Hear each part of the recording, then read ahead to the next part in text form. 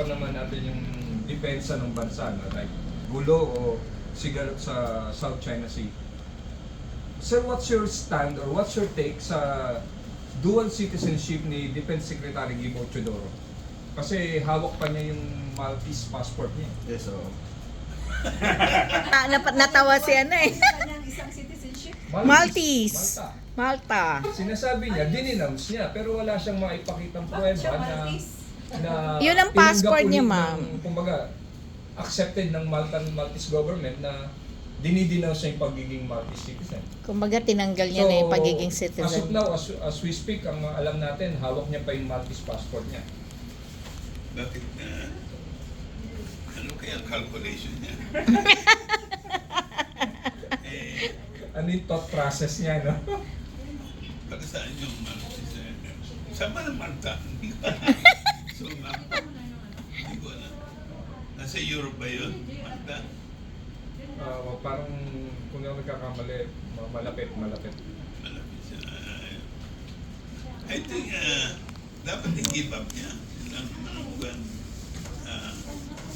pero, magaling siya sumagot sa China, no? Galit. I mean, agitated lagi siya pagka doon. Eh. Oo nga. Very high energy sila ni Tariela. Oo nga, pero ang kailangan ng bansa ay balancing. Balancing sa policy. Of course, dapat i-assert natin at all times yung soberania ng Pilipinas. Pero, yung pag-assert na yun, kailangan balancing. Ngayon, parang sinusurrender mo sa Amerika. Yes. Sovereignty. Ngayon, pinipitig tayo ng China. Hindi magagalit din tayo. Pero nakikita ko ang ganda ng ginagawa ng Vietnam. May away sila sa dispute sa China. lupa at saka sa dagat sa China. Pero nai-assert niya ang sarili niya.